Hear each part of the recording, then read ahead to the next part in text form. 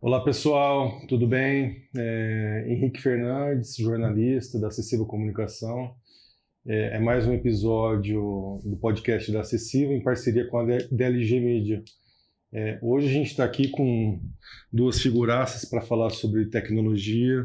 Leon Fagiani, que é advogado, especialista em tecnologia e inovação, e Arthur Santini, que é especialista em inteligência artificial. Ambos são associados da PET, né? Que é a entidade aqui que reúne as empresas e profissionais de tecnologia de Rio Preto. E o assunto é um assunto aí um pouquinho delicado, né? Vamos falar de fake news, o assunto que é o assunto do momento, né? Checagem de informação da Meta, né? Vamos lá. Arthur, vamos falar um pouquinho o que você acha dessa decisão do Facebook e do Instagram aí, do fim da checagem, e depois a gente passa para o Leon. Vamos lá. Primeiro, obrigado pelo convite, né? Conversar sobre um assunto espinhoso, né? Deu muito pano para manga, muita discussão nesses dias. E como toda mudança, a gente tem que primeiro olhar aí com um olhar de análise, né? Para ver se é positivo, negativo. E hoje a minha conclusão é de preocupação, né? Porque existem filtros que até então funcionam bem ou mal, são filtros que estão ativados, que de alguma forma evitavam que o usuário que usa uma rede social do Meta tinha acesso a fake news, a informações que poderiam ser prejudiciais, e esses filtros vão ser desligados, vão ser baseados em reportes de comunidade. E a gente ainda não sabe como que isso vai funcionar. Os exemplos que a gente tem, copiando aí do X, né, do antigo Twitter, é que talvez não funcione tão bem. Então, primeiro olhar aí de preocupação. Sim. E você, Leon? Eu vou ressoar aqui primeiro. Obrigado, boa tarde, boa noite, bom dia, não sei que hora vão assistir. Mas, assim, concordo com tudo que o Arthur falou. Primeiro, porque quando a gente pensa que uma empresa alocava recurso para um departamento, ou empresas terceirizadas, ou até empresas independentes para checagem de fatos, a gente entende que essa empresa tinha uma autonomia para identificar aquilo que poderia ou não ser prejudicial. Agora, com a derrubada disso, ou a dispensa disso, a consequência é que aquele que tiver maior tipo de engajamento provavelmente vai provocar a nota que vai ser identificada como suposta informação válida, não vou nem falar a verdade. Quem é mais engajado? Com certeza, né? É uma empresa, o objetivo de empresa é lucro. Então, assim, num primeiro momento, eu acho que uma analogia interessante é a seguinte, hoje em dia, aqui no Brasil, por exemplo, dependendo do número de funcionários, você precisa respeitar leis de PCD e etc. Você tem potenciais incentivos à lei do bem e etc. Então, você consegue, de certa forma, fazer uma contrapartida, né? A partir de empresas do setor privado. A razão social, né? A empresa é razão social, para que ela existe. Quando você tem um ambiente onde você não tem uma regulação específica, acho que a consequência é que o lucro vai ser aquilo que vai mover a checagem ou não. Não teria por que fazer diferente. Eu acho, até complementando, que para estabelecer as bases, né? Principalmente no discurso do Mark Zuckerberg, ele começa falando que ele quer voltar às origens, ele traz toda ali uma questão de propósito, do porquê que a empresa existe, para que ela foi criada, mas não vamos nos enganar, né? A gente está falando sobre capital, a gente está falando sobre influência política. Que visa lucro, sim. Exatamente. Não é uma decisão de propósito, é uma decisão de capital. Vocês acham que esse pronunciamento dele foi mais assim para se alinhar ao presidente Trump que assume agora, que vai ser o homem mais poderoso do mundo novamente? Sim. Eles estão lá nos Estados Unidos, a Meta está lá, e foi um alinhamento ali com ele. Foi mais uma decisão política que essa semana a Meta já respondeu também ao STF e tudo mais, e foi uma linha mais moderada. Com certeza. Então, sim, foi mais político e talvez no futuro ele nem faça o que ele falou ali na semana passada. Sim. Vou puxar aqui, aí eu passo a bola. O que vocês acham?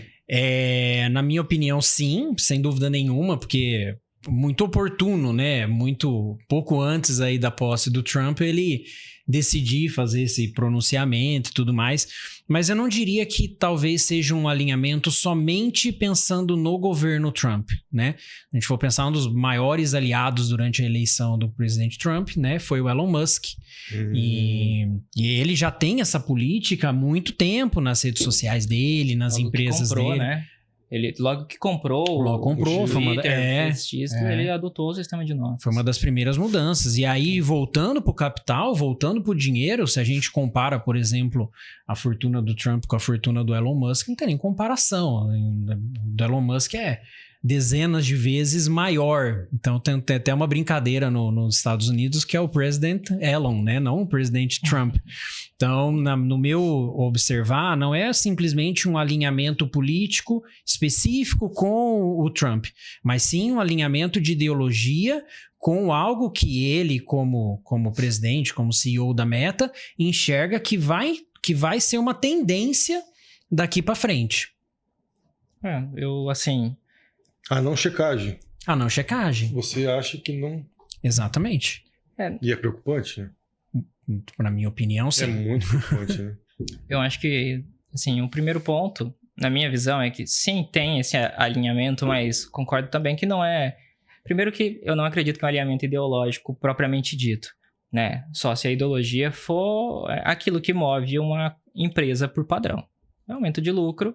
É grana, né? É grana. Sim, não, e assim, grana. a gente tá falando disso. E o que me incomoda muitas vezes é se utilizar de outros recursos, de oratória, persuasivos, para trazer essa questão ideológica de liberdade de expressão para, de certa forma, camuflar. Isso não é isso, literalmente é dinheiro e tá tudo certo, mas é importante ser transparente para os usuários, né? Os usuários que, em tese, são aqueles que vão se beneficiar.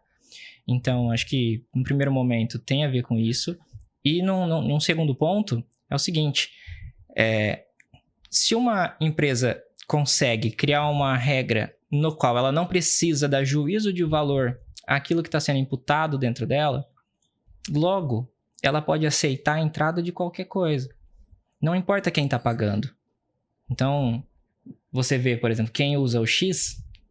Atualmente, você continua tendo patrocínios de jogos ilegais. Que é um outro assunto aqui, a gente poderia marcar uma outra... Que é uma coisa terrível, né? Terrível. Mas o ponto importante é... Tá acabando com famílias, né? Sim. Aqui no Brasil. Né? É terrível. Esse é uma situação. Mas o ponto importante é...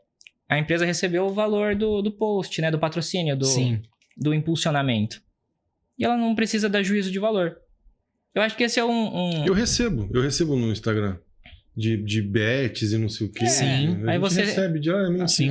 Simplesmente não importa o que está acontecendo dentro da sua casa. O que importa é que você está recebendo dinheiro de entrada. É mais ou menos nessa linha. É uma estratégia interessante, mas... Interessante. Mas pode ser muito maléfico, né? Danosa demais, né? E o que você... Uma reflexão assim que vocês dois podem fazer sobre dificuldade em identificar os conteúdos verídicos e a importância da checagem, né? Incluindo deepfake, o cara que é especialista em IA pra gente. Por favor, cara.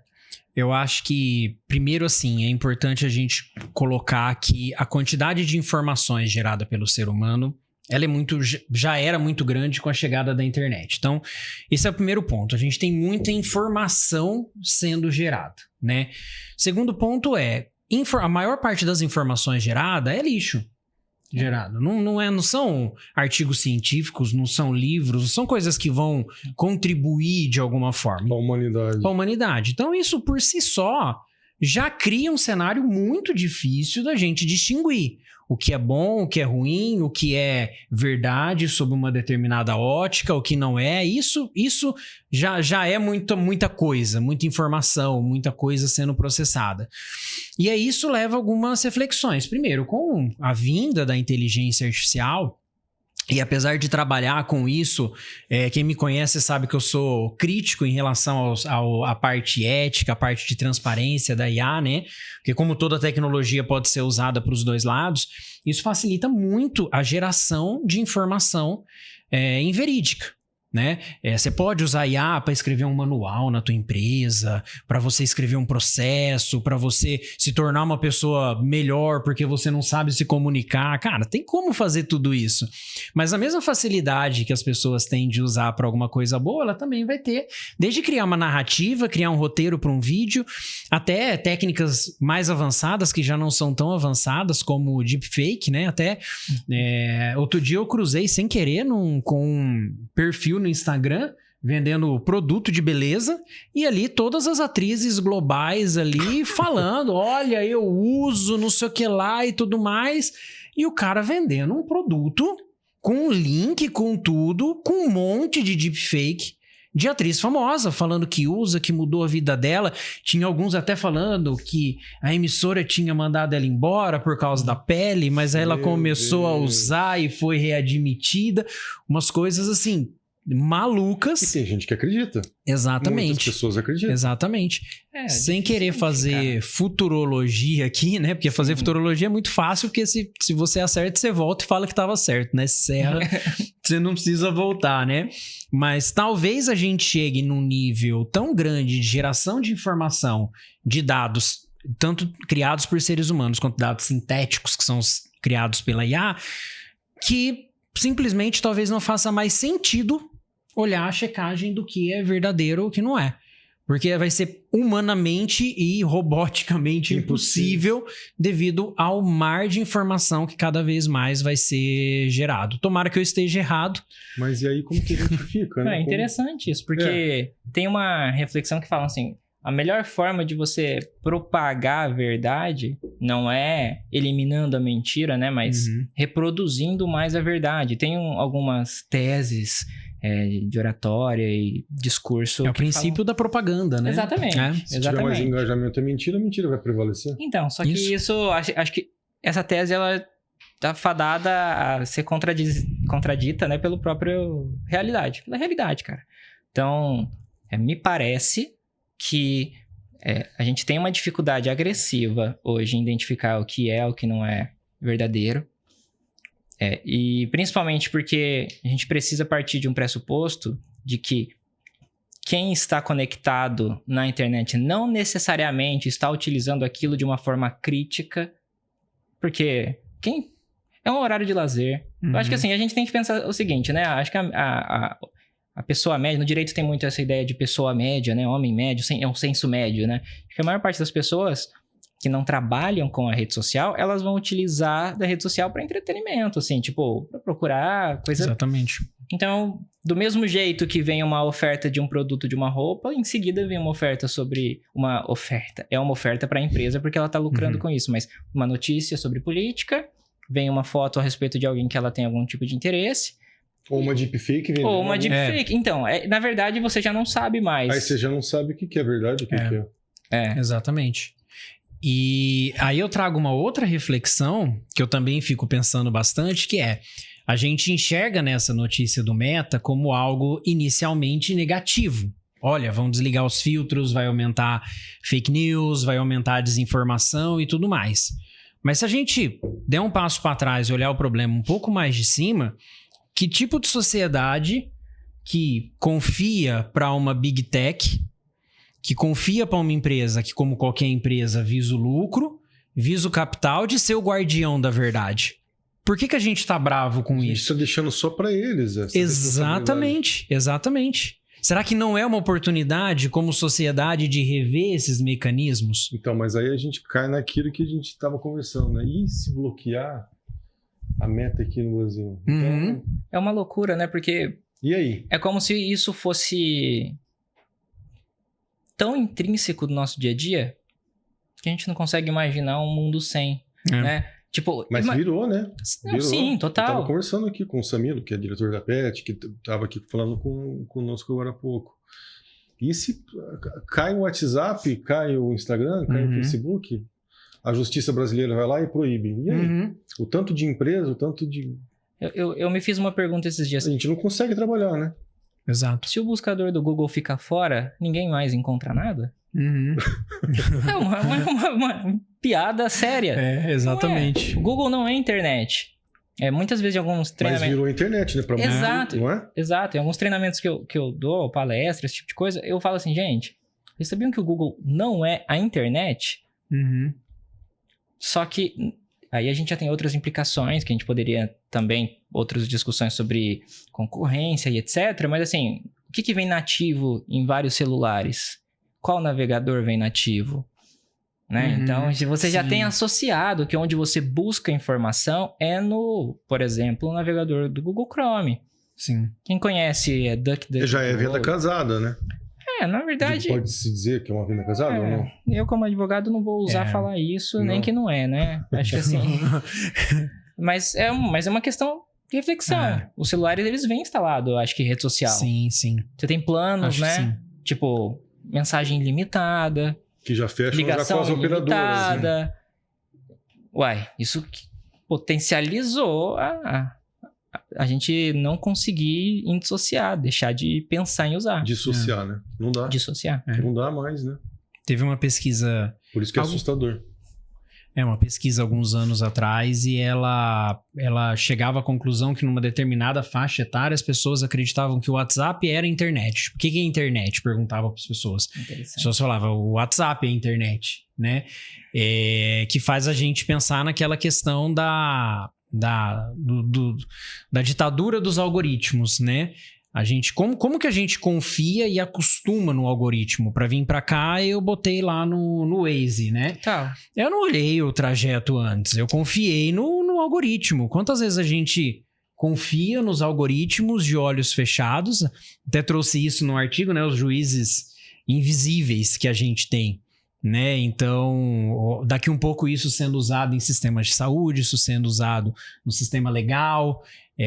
isso sendo utilizado aí para tomada de decisão de contratação de uma empresa, e aí eu tô falando já dos mecanismos de IA, dos vieses e tudo mais, né? Então tudo isso são questões profundas problemas que a gente não tinha antes e que a gente vai começar a ter.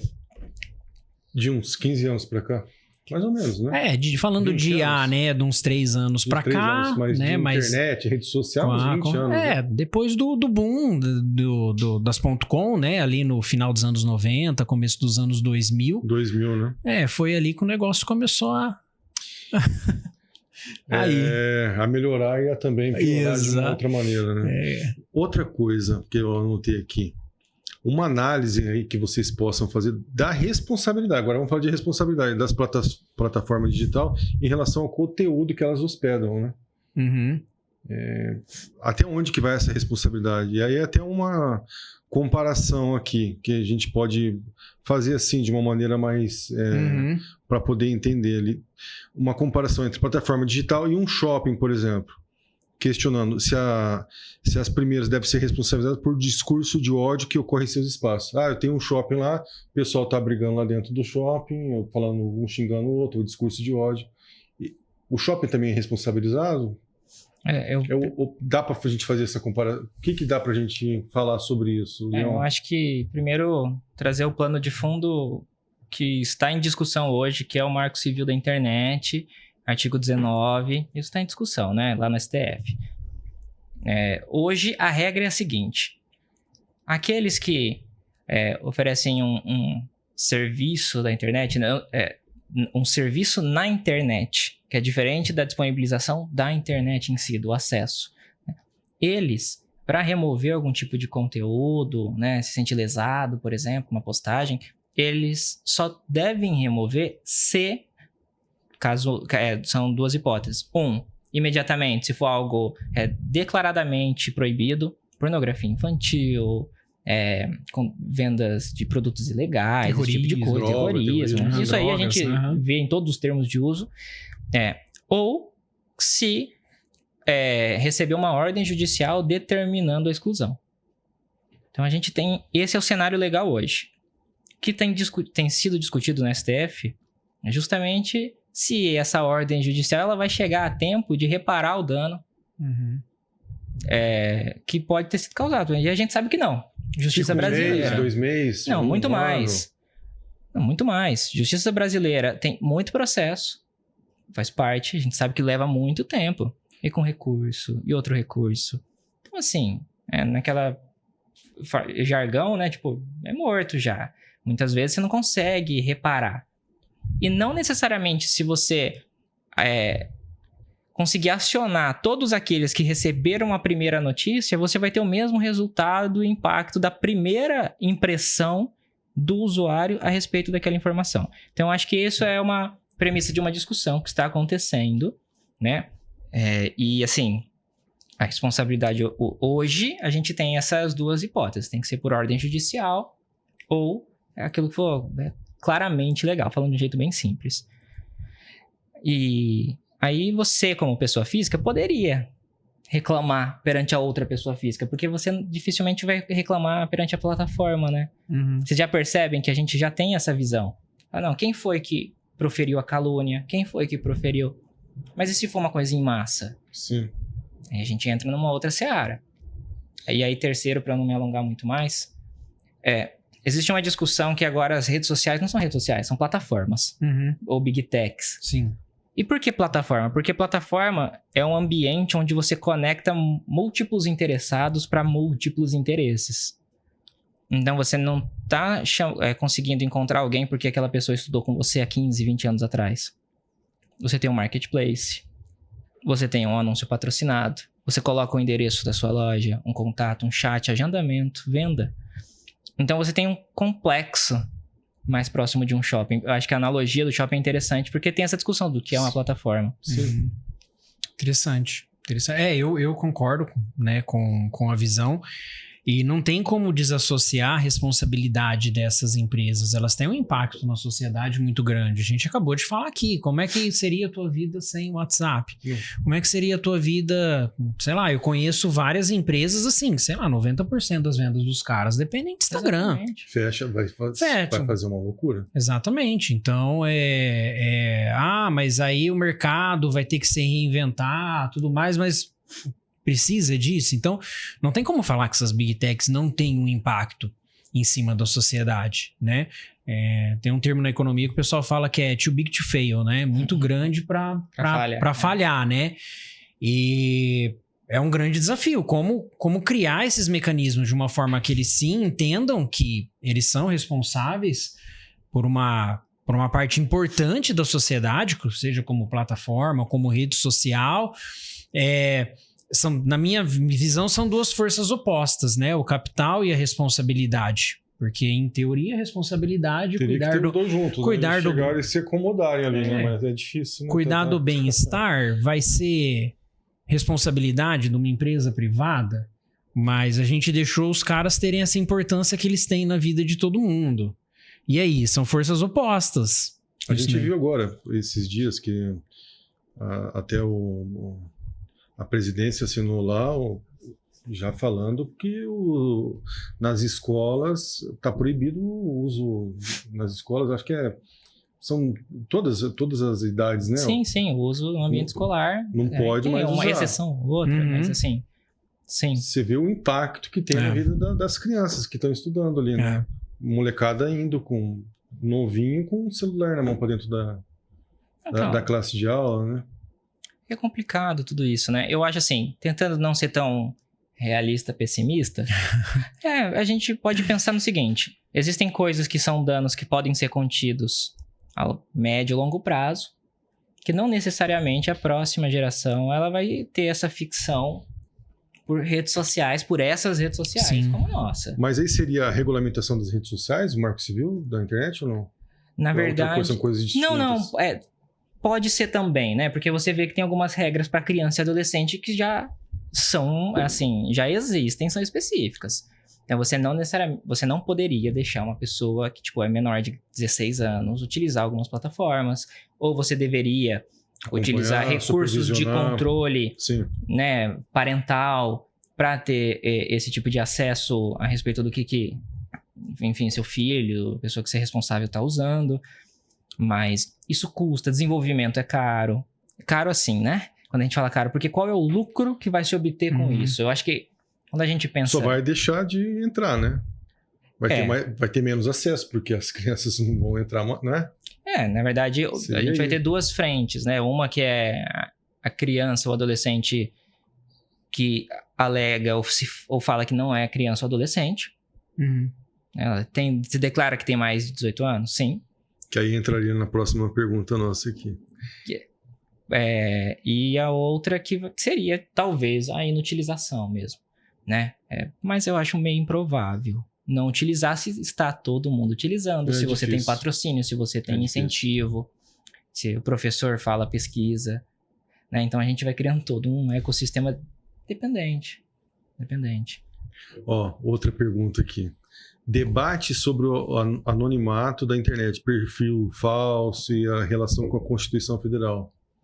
Que aí foi o que você falou agora de molecada que vai entrar ali no aplicativo, fala que tem acima de tantos anos. Dá para criar, né? Eu vou... Essa pergunta eu acho que dá até pro Henrique responder, cara. Jornalista, é verdade, jornalista anônimo é algo que não faz sentido, né, no jornalismo. Porque a gente sabe que hoje o previsto na Constituição, não sabe, mas assim, você tem a liberdade de expressão, só que é vedado o anonimato, essa é a regra. O jornal publica opinião com o nome do autor, em tese. É assim. Aí eu pergunto, imagina jornal sem autor, matéria sem autor, não sei. Quem vai ser responsabilizado? Aí só o jornal? Como que fica isso? Né? É uma pergunta honesta. O que vocês pensam, né? Eu vejo que é muito parecido nesse ponto. Eu vejo que quanto mais a gente se assemelhar à vida real, vamos falar assim, nós como pessoas físicas, é o mais próximo do ideal. Eu não posso, se meu nome era Arthur, eu não posso sair por aí falando que meu nome é outro, usar um documento falso, usar uma outra persona, né? E muita gente cria, né? Pra poder criticar um, pra poder falar mal do outro, pra poder falar mal do comércio do outro. Sim. Inventar histórias e não sei. Sim. A gente vê muito disso, né?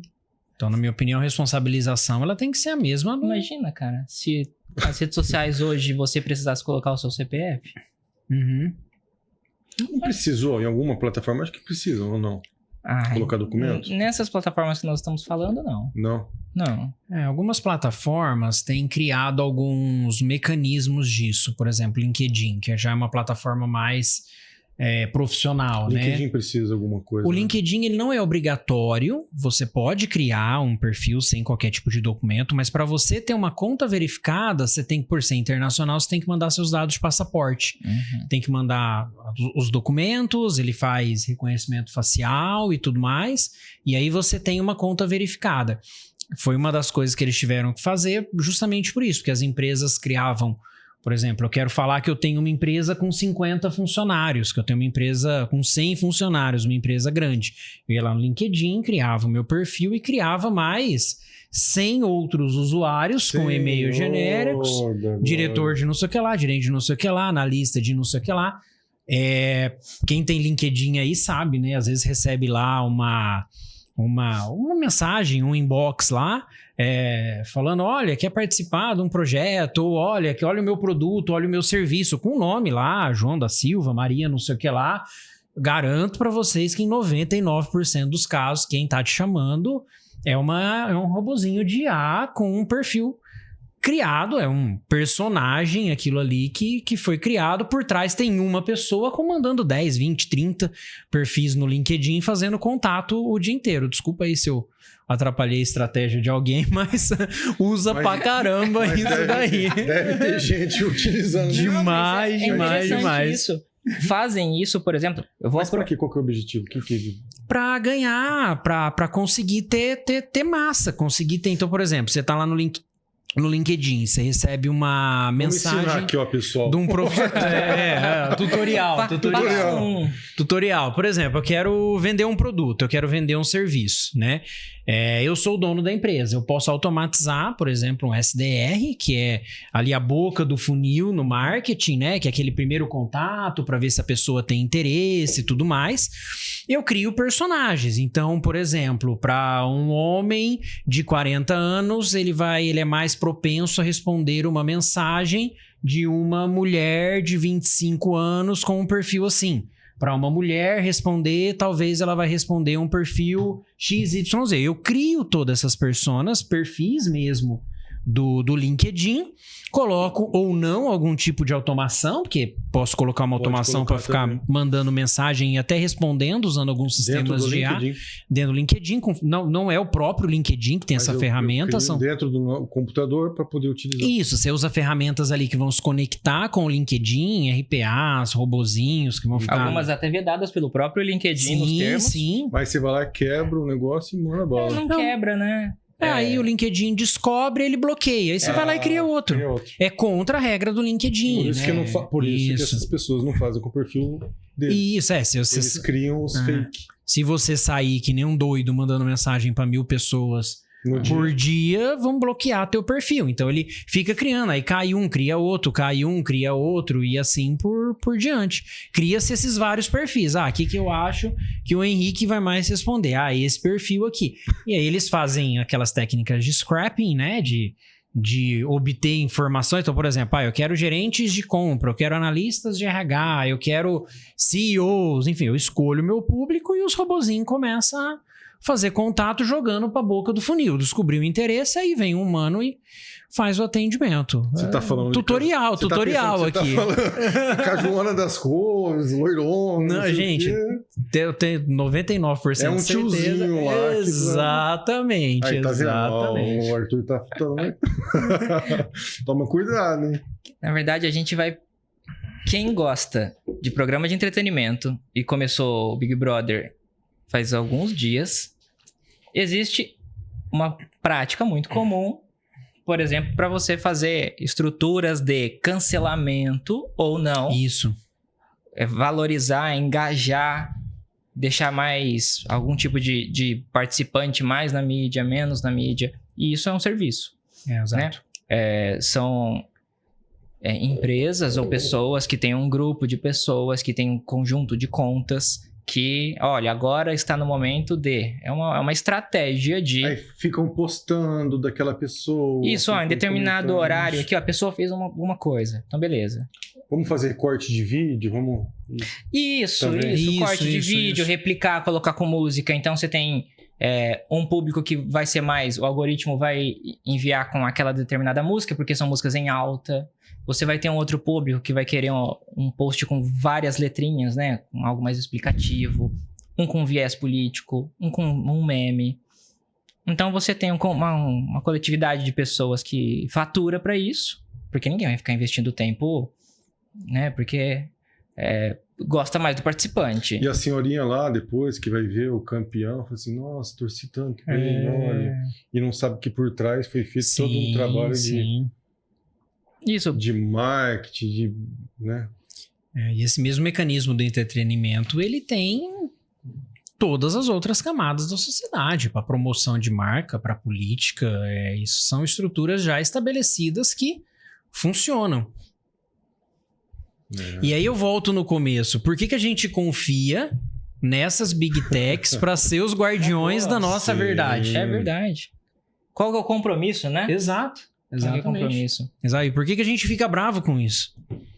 Dando um passo para trás, né? Por que eu tô bravo com Meta ou não? Eu acho que seria um raciocínio mais ou menos assim. É uma discussão jurídica que alguns autores vão falar que um conjunto de dados pessoais ele é análogo a tipo direitos ambientais, tipo, um vazamento de dados é análogo a uma lesão ao meio ambiente, que é um potencial catástrofe não passível de ser mensurado e quantificado no primeiro momento. Então, talvez a nossa reflexão, além de porque nós estamos entregando, né, a nossa credibilidade ou aquilo que a gente espera para essas plataformas, seria também qual é o dano curto e médio prazo que essa conduta das plataformas tem provocado para a sociedade nesse momento. Assim como uma empresa que não tem responsabilidade ambiental, por exemplo, né? Essa empresa ela tá talvez não trazendo um dano imediato, a gente sabe que tá, mas assim, não trazendo um dano imediato talvez para aquela cidade, mas uma hora aquilo lá, a conta vai ser cobrada, né, de uma certa forma. Então, acho que a analogia poderia também ser essa, mas eu concordo contigo. Acho que a gente precisa aprender a melhorar nossos curadores. Curadores. Pode ser? Boa, uma boa. Mas trazer para quem essa responsabilidade? Se tem essa... Ficou complicado, né? Por exemplo, aqui no Brasil, por exemplo, falar de STF, de Sim. polícia, de... Sim. Entra pra seara da política, né? Não entra mais pra seara da justiça, né? Exato. É complicado a gente falar disso, né? Mas aí é um tema, né? E for para pensar o seguinte, vamos olhar então para a política como guardião da verdade. Tá, mas historicamente qual é o compromisso da política com a verdade? Não com o poder? É complicado. Também não confiaria. Eu acho que isso precisa de maturidade, né? Mas a gente tem tempo para esperar isso. Eu costumo fazer uma comparação em tecnologia, que eu acho que toda tecnologia, no momento em que ela surge, ela é muito parecida com o desenvolvimento de um ser humano. Ela vem primeiro num grau de infantilização, né? Então, se a gente for pegar... vamos botar aí, vamos estereotipar uma pessoa que acabou de ter acesso ao WhatsApp. Tudo que ele vê, ele vai achar verdade, ele recebeu aquele vídeo, ele vai achar que é verdade, ele vai encaminhar, né? Aquela velha história, né? Olha, não acredite em estranhos. Quem te falou isso tá acreditando em estranhos que ele não tá vendo. Mas isso... De fato, as coisas mais loucas do mundo. Né? Exato. Isso num primeiro momento. No segundo momento, conforme a informação vai aparecendo e a própria pessoa vai aprendendo pelo erro dela ou pelo erro dos outros, ela vai ficando mais esperta. O problema é que as coisas, as tecnologias, na minha opinião, surgem numa velocidade hoje maior do que a maturidade do ser humano consegue acompanhar. Então eu não consigo ver outra saída que não seja responsabilidade da própria pessoa, em cima do que eu consumo de informação. Vou dar um exemplo pessoal meu, por exemplo, na época da pandemia. Não é ficar alheio, mas chegou uma hora que me fazia muito mal ficar olhando notícia. Que eu me afastei, eu falei, cara, não... Hoje em dia tá fazendo também, né? Exato, e eu conheço várias pessoas que têm uma narrativa parecida, tipo, eu não vou ficar o dia inteiro olhando. Então o primeiro ponto é a responsabilidade sim em cima do que você está consumindo, porque uma informação que você consome é como se fosse um alimento que você está consumindo. E deixando a loucura pros outros. É loucura dele, não é exatamente. Eu não vou assumir isso para mim. Exato. Pra minha vida. Então eu tenho meu negócio para tocar, eu tenho a minha família para tocar, eu tenho minhas relações com os meus amigos, eu vou tocar. A minha responsabilidade, cara, o Fla-Flu tá rolando, eu não torço nem pro Fla nem pro Flu, deixa lá. É o que eu comentei com várias pessoas hoje. Tá num ponto a situação, acho que não é só no Brasil, mundial, que a países, gente... Eu tava querendo montar na minha cabecinha aqui um planeta e viver nele. E viver nele, tocar minha vida, trabalhar, ter minhas responsabilidades, viver, e deixa essas doideiras, essas loucuras com os loucos. Mas eu acho que isso é uma tendência, viu, Henrique? Eu acho que isso eu já vejo em muita gente. E eu acredito que as gerações mais novas, apesar de todo o conflito de geração, todo mundo falar dos alfa, dos betas, é assim, é assado, blá, blá, blá. Um dos pontos que eu vejo é que eles não têm essa ânsia que a gente tem por informação, por debate, por estar certo. Não, né? Ou é o preto ou é o branco, sim. Não existe cinza, né? Então eu vejo... A parte boa, né? Tentando também não ser pessimista / realista. Mas eu acho que vai chegar uma hora que vai ser tanta informação, você não mais sabe mais o que é verdade, você não sabe mais o que é mentira, você tá olhando o vídeo, você não sabe se foi a pessoa que fez, se não foi. Tanta polaridade que a maior parte das pessoas vão falar, quer saber? Eu vou cuidar da minha vida.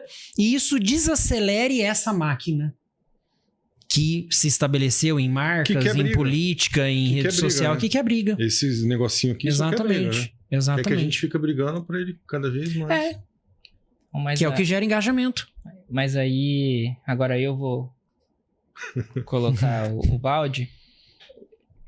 Eu acho que essa é o ideal. O ideal de quando uma pessoa toma consciência de que isso está fazendo mal. Mas, fazendo agora uma analogia com o alimento, pensando que a gente se alimenta das informações também. Sim. Imagina que você vai em 10, 15, 20, 30 redes de mercado diferentes e você, só na última loja que você encontra um produto dito saudável. Você não tem o tempo de ficar pesquisando em todos eles sempre, né? Então, eu acho que o conteúdo também, a responsabilidade das plataformas, ela precisa ser melhor esclarecida e melhor regrada, sim, especialmente por causa disso, porque ela tá monetizando e recebendo bastante dinheiro. A gente Muito dinheiro. É isso, a gente não tá falando de pouco, tá?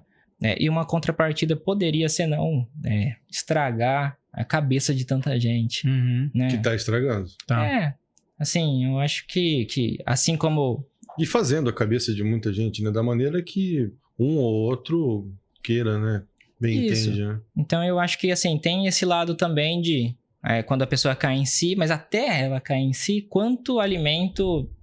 Ela já mandou pra dentro, bacana, né? ela já mandou pra dentro, né? E qual foi o impacto disso pra ela, pra família dela, pro município dela, pro estado, né? Porque a gente olha isso de uma forma mais distante, parece uma coisa muito federal, mas a gente precisa considerar, assim, dentro de casa, né? Quantas famílias deixaram de se comunicar em períodos de eleição, né? Tipo, isso não era federal. Poderia ser na eleição de 2018, que teve né? Nossa, foi... Sim. Tudo era demais, teve uma né? ruptura ali. E ao mesmo tempo você tinha dentro da sua própria casa conflitos, muitas vezes. Então, concordo. Mas ao mesmo tempo eu acho que tem algumas emergências. Sim. Né? Que é difícil de resolver também. Tá? Eu não vou ter essa resposta. Nem tenho pretensão. Eu acho que quem tiver... não sei se alguém tem. Vamos... E aí, para finalizar, o que vocês esperam aí agora dos próximos meses ou próximo ano dessa questão aí que o tema foi esse, né? Sobre essa decisão do Zuckerberg, da Meta, né? De fake news, a Meta. Agora, o que vocês acham? Cada um de vocês. Quer puxar? Pode ir. Complicado. Eu acho que uma parte dessa decisão deles pode ter sido um tiro no pé, porque nos dias depois do anúncio teve, se a gente pega pesquisas de mecanismo de busca, muita gente pesquisando, por exemplo, como cancelar a conta, né, do Meta, uma migração para outras plataformas, inclusive até como uma forma de... Vou usar um termo aqui, espezinhar o Mark Zuckerberg e o governo americano, né? Indo para plataformas chinesas, né? Muitos usuários se cadastrando em plataformas chinesas, que seria o contraponto, né? WeChat. Do WeChat e assim por diante. O WeChat é WeChat é tipo um super WhatsApp. app, Tipo um WhatsApp. Entre aspas. Exatamente. Mas funciona aqui no Brasil? Funciona sim. Então, eu acho que uma primeira análise aí, quem quiser... tutorial 2, né? Tutorial 2. Acho que uma das coisas que talvez façam eles reavaliarem, não de voltar atrás com um discurso como o Mark fez, né? Mas de talvez dar uma segurada. Olha, eu falei que eu vou fazer isso, mas na hora de implementar, talvez não seja... Foi a resposta da diretoria da Meta aqui pro Brasil. Falando, não é bem assim, a gente vai sim. Mas vai ser devagar, vamos lá e tal. Então, acho que o primeiro ponto é esse, né? Que eu não acredito numa coisa tão apocalíptica num primeiro momento, de que, nossa, vão sair fazendo isso, porque o mercado, como diz o termo, né? A mão invisível do mercado é muito forte, então as respostas já não foram tão positivas, né? E cenas do próximo capítulo, né? Não tem como, eu não consigo ter um horizonte tão longe, mas eu vejo como uma oportunidade de outras redes surgirem. Assim como um dia o Orkut, aí falando da idade, né? Quem teve aí o Orkut, né? Já foi, nossa, nunca vão substituir o Orkut, depois foi Facebook, hoje ninguém mais liga para Facebook. Aí Instagram, e qual que é o próximo? Qual que é a próxima, né? Então eu vejo que talvez pode até uma segunda futurologia minha, que pode ser que surja uma outra rede social aí que comece a fazer sucesso. Legal. E você, Leon? Eu acho que, sendo um pouco mais pragmático, eu acredito que é chamando de oportunidade também, porque eu acho que tem muitas pessoas que têm alto potencial para fazer isso, não só de pensar em criar outras redes sociais, mas procurar outras formas de proporcionar essa socialização que atualmente não acontece apenas por meio dessas plataformas. E quando eu falo isso, eu quero dizer que empresas, por exemplo, que se sustentam inteiramente no marketing digital, se isso acontecer, como que você consegue contatar o potencial cliente? Essa é uma coisa. Eu não gostaria de perder uma venda porque eu deixei de ter um anúncio efetivado. É uma ferramenta... Só desculpa te interromper, isso é uma coisa que eu venho falando bastante para os meus clientes. Falando assim, faz um exercício de se imaginar sem o Meta. Faz, se vai acontecer ou não, ninguém sabe, mas faça um exercício passada, de se imaginar sem o Meta. Surgiu toda essa... Exatamente. Então, assim, eu acho que... E se acabar? Exatamente. E talvez para uma questão de... Eu gosto muito de uma ideia de autonomia, né, independência, no sentido de você literalmente não precisar especificamente de uma plataforma estrangeira para o teu negócio acontecer, ou para o país acontecer, né, para planos acontecerem.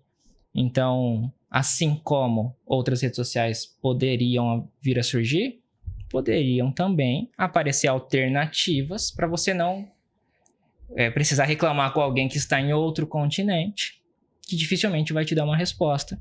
Porque todo mundo gosta de usar, mas ninguém gosta de pedir um suporte para essas plataformas. Outros canais, né? Procurar outros canais para atingir o cliente. Aquela piada de... Se o gerente do banco tá lá, você vai lá reclamar com ele? Agora, um banco digital, como todos nós temos, você fala, tá, mas vai abrir conta no banco que existe, tem aquela piada do pessoa mais velha, né? Sim. Lógico, eu uso banco digital pra caramba. Mas é tipo isso, você não tem nem com quem... Vou falar reclamar. Talvez. Páginas amarelas já. Será? Será, né? Não teve um país Já pensou? que voltou, né? Acho que foi a Suíça, alguma coisa assim, que eles tiraram o caderno, né? O jornal tá voltando, né? Na Europa, alguns países ali estão voltando com o jornal, né? O pessoal lê muito, né? Uhum. E é interessante isso, né, cara? É assim, cíclico. É uma muita coisa gente não vai pegar a referência da página amarela. Outro dia eu falei numa palestra, verdade, eu acho que página amarela, o pessoal é. ficou olhando assim e falou, que Mas raios será que é página amarela? Que assiste a gente aqui tem quantos anos, né? Ah, não sei. Vamos ver. Ok. Aí. Pessoal, comenta aí no vídeo. Gente, bom ter vocês aqui. A gente vamos marcar das bets para falar sobre bets, que eu acho que é um negócio... Só assunto fácil, né, Henrique? Só assunto tranquilo. Quando precisa, Só tranquilo. Eu vou chamar vocês. Pra falar de marketing e tal, ele chama outras pessoas. Agora vamos falar aqui. Exatamente. Não, obrigado, viu? Obrigado, gente. Mais alguma consideração que vocês quiserem? Agradeço a oportunidade. Só agradecer, valeu. Obrigado. Gente, obrigado aí por acompanhar. Até a próxima.